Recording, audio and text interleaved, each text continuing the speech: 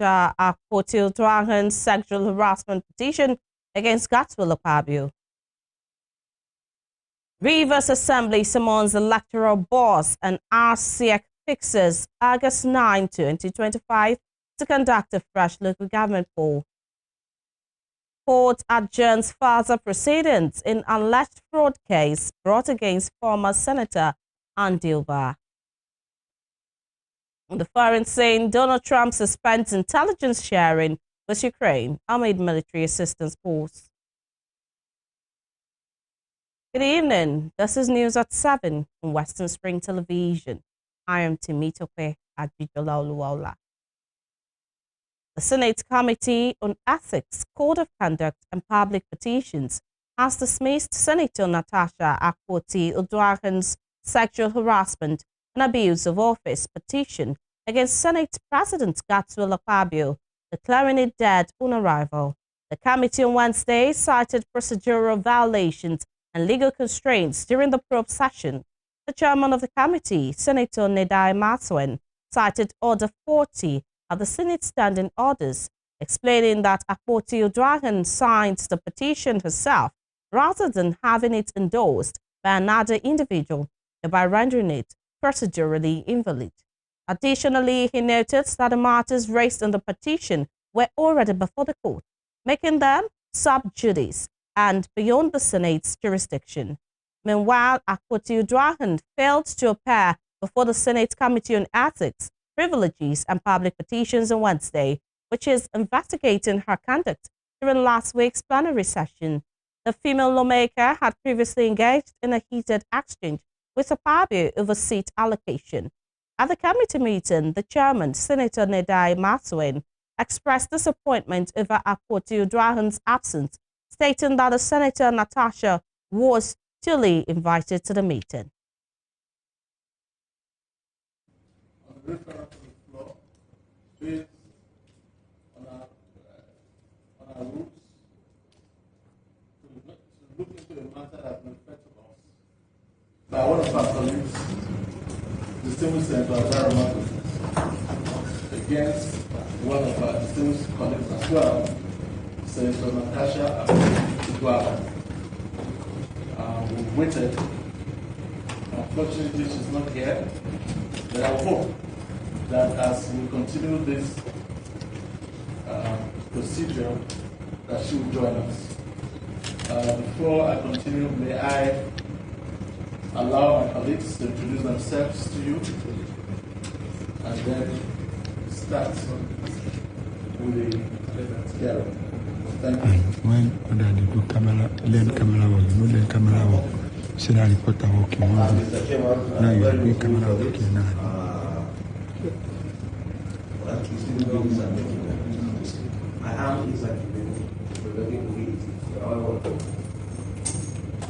Mr. Chairman, distinguished colleagues. Senate President Godswill Akpabio has denied allegations of sexual harassment brought against him by Senator Natasha Akpoti-Uduaghan.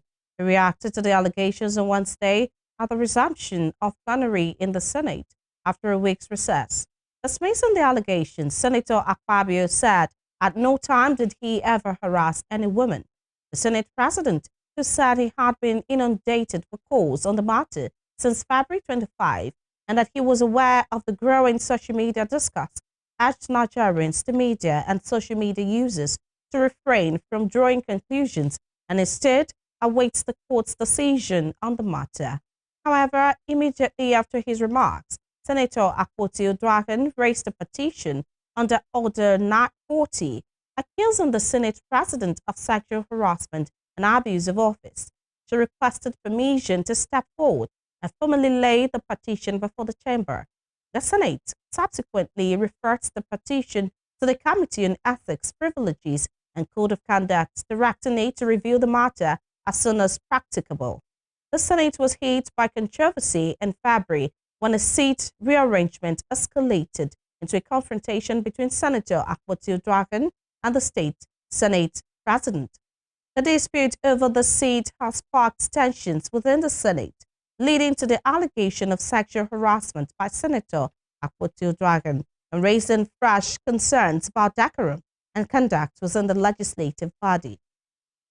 While I am aware that the matters are in court, however, I would like to state clearly that at no time did I ever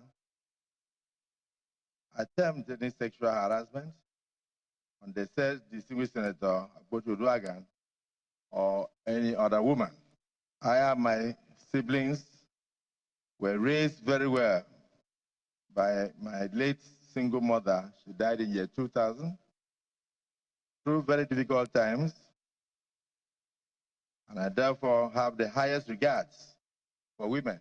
In addition, even as a state governor, I was awarded various awards. One of them was the one you wish to know, the most gender-friendly governor in Nigeria.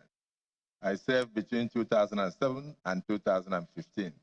In conclusion, I urge all Nigerians, particularly the media, and then, of course, the members of the social media, to await the court's decision. And please do not jump to conclusions on matters of mere allegations. I beg to differ that this matter is sub judice. And I stand on privilege. 10 other 10 minutes.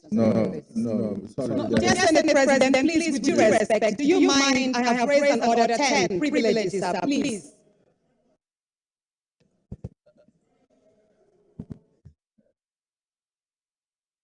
It's my right, Senate President, order 10 on privileges. I'm hearing you. Any senator may rise at any time to speak upon a matter of privilege suddenly arising, and he or she shall be prepared to move without notice a motion declaring that the contempt of breach of privilege has been committed.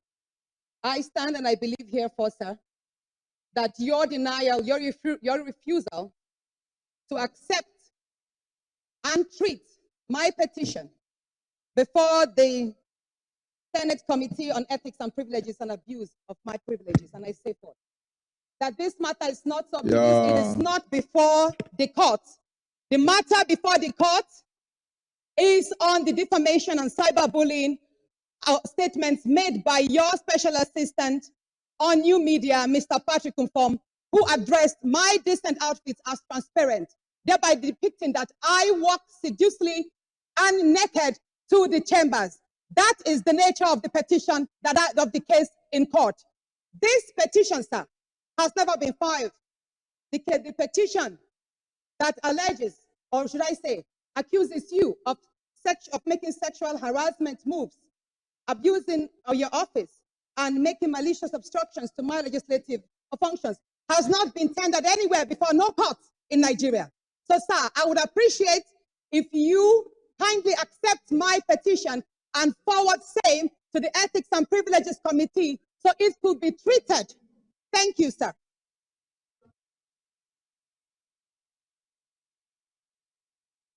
In another development, operators of the Nigeria Police Force have dispersed supporters of the lawmaker representing Kogi Central Senatorial District, Natasha Akpotiuduaghan Dragon, from accessing the National Assembly complex. The supporters had converged at the Assembly gate but were dispersed by police officers with tear gas to prevent a breakdown of law and order. The protesters had converged on the National Assembly gate as early as 8 a.m. was the resumption of plenary and hearing of the Senate Committee on Ethics, Privileges and Public Petition are scheduled for today. Akpotiuduaghan Dragon had clashed with Senate President Godswill Akpabio over seating arrangements on the floor of the Senate on February 20. She was thereafter referred to the Senate's Ethics Committee. Last Friday, the Kogi lawmaker accused Akpabio of sexual harassment and maligning her because she refused sexual advances. The protesters, however, condemned the action of the Senate and called for an independent investigation into allegations raised by Akpotiuduaghan Dragon. Moving on to Rivers State, the State Independent Electoral Commission, Rsiec, has fixed August 9, 2025 to conduct a fresh local government poll in the state.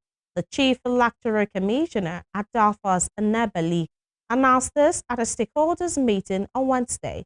This follows the Friday judgment of the Supreme Court, which declared the local government election conducted in the state on October 5, 2024 as invalid.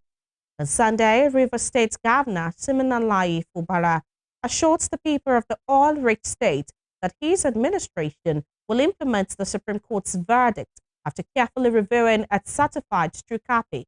He emphasized that his government is committed to upholding constitutional principles and will act in line with the law. In another development, the Rivers State House of Assembly has issued a stern warning to the chairman of Rsiec Adolphus Nebeli, threatening to arrest him if he fails to appear before the House by Friday. The development followed a motion moved by a member, Eneme Judge, representing Asari Toru Constituency 2 during Wednesday's plenary session. The Rivers State House of Assembly has disputed the state government's claim that they are yet to receive the letter on the House resolution.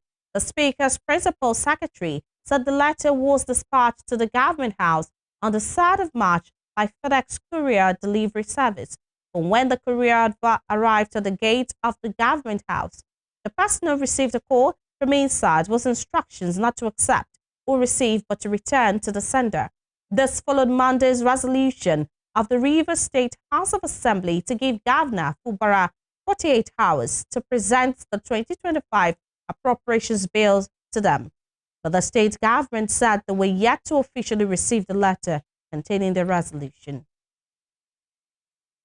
In another development, the Rivers State government has officially handed over an AW-139 helicopter to the Nigerian Air Force to enhance security operations in the Niger Delta region. The aircraft, which had been grounded since 2020, is expected to bolster tactical airlift, search and rescue missions, and the protection of oil facilities in the state.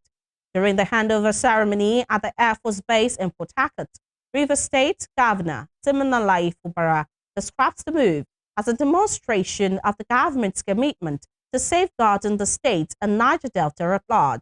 He noted that as a member of the Governor's Forum Committee on the Protection of Oil Assets, it is his responsibility to support effective security operations in the region.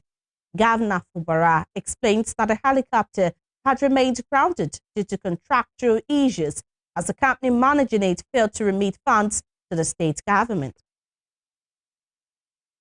To judicial matters, the Federal High Court sitting in Abuja on Wednesday adjourned further proceedings in the alleged fraud case brought against a former senator of Anambra South Senatorial District, Andy Uba, by the Nigerian police until March 17.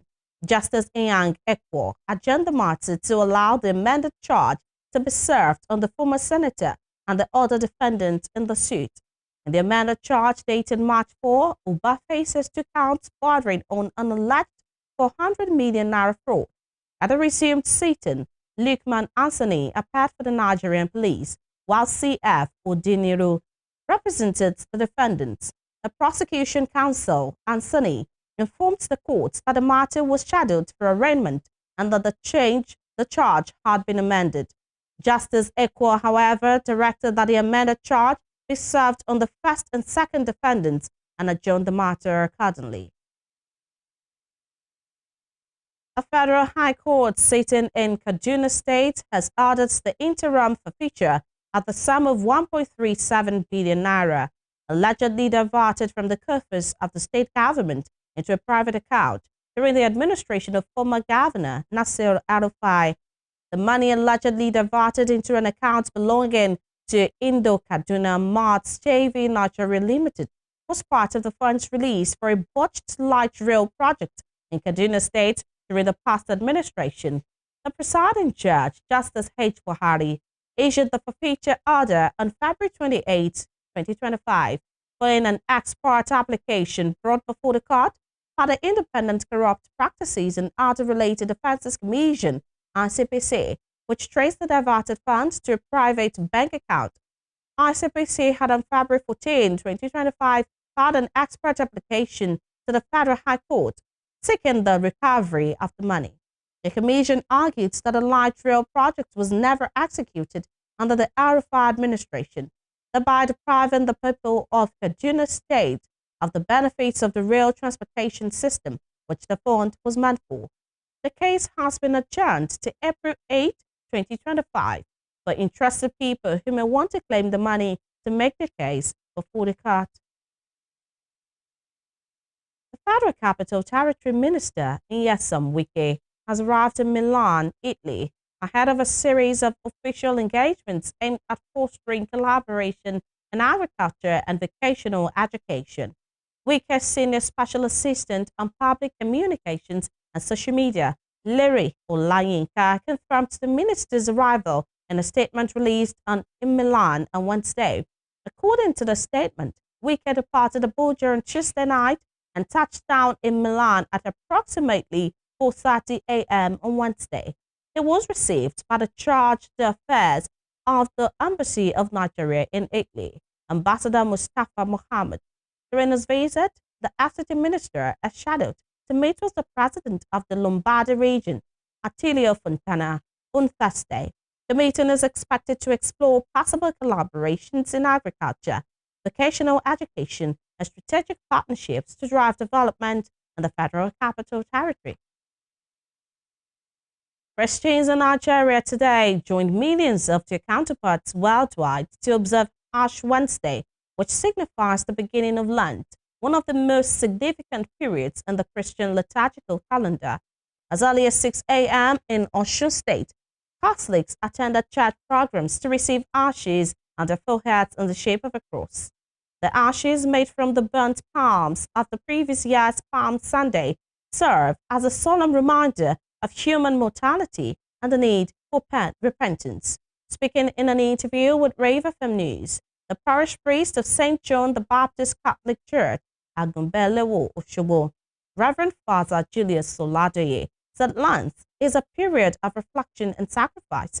He expressed optimism that if Christians abide by the teachings of Lent, they will experience positive changes. The 40-day Lenten season, excluding Sundays, is dedicated to penance, fasting, prayer, and almsgiving, leading up to the celebration of Easter on April 20. It's for also to have some amendments in our ways of life, and also to look inward, to examine yourself, to see all those areas of your life that you need to amend. And it's a 40 days journey, beginning with Ash Wednesday. And when you talk about Ash Wednesday, this one marked the beginning of a Lenten season that called for repentance. And I believe strongly that with this period of Lent, if we observe it very well, and people follow it very well, and we are sincere with ourselves, definitely there will be positive change. Once there is a positive change and you're able to, you can be sincere with yourself that this particular thing is good for me, this one is wrong, and you begin to carry it out like that, definitely it will touch many people and it will touch many lives. And when they begin to see something good, and look at our church here, our number is small. Let's begin from there. With this number here, out of 100, we have 50 that begin with new life, a good life. It will influence others as well. And once there is that positive change from your heart, definitely it will affect people around you. And once there is that effect, you begin to notice in the life of people around you, definitely in the world at large, you experience it. And while the president of the Christian Association of Nigeria, Archbishop Daniel Oko, has called on citizens to embrace reflection, sacrifice, and unity amid the country's economic and security challenges. In a statement released on Wednesday, Archbishop Oko extended praise and goodwill to Nigerians of all faiths, emphasizing that the Lenten season presents an opportunity for national renewal and collective healing. He acknowledged the hardship faced by many Nigerians, noting that the season invites all to reflect on what truly matters.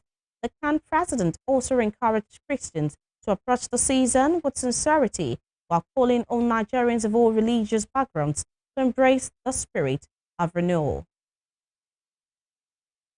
The National Agency for Food and Drug Administration and Control, NAFDAC, has arrested one Anthony Chidi at Mile 3 Market, Diobu, Port Harcourt, for producing fake alcoholic beverages in highly unsanitary conditions. This was made known in a statement shared on X on Wednesday. According to the agency, Chidi was caught inside a filthy shop where he was washing used bottles of various alcoholic brands and refilling them with unwholesome drinks for resale. During the raid, NAFDAC officials discovered 30 empty bottles, ethanol, bottle caps, and packaging materials, all used in the illegal operation. The statement noted that Chidi admitted to running the illicit operation for about a year, sourcing labels from Aba and purchasing used bottles. NAFDAC also disclosed that it evacuated the shop, confiscating all items found inside the further investigation. You're watching news at 7 on Western Springs Television. Still to come, President Bola Tinubu presides over Federal Executive Council meeting at State House, Abuja. We'll bring you more on this when we return. Stay with us.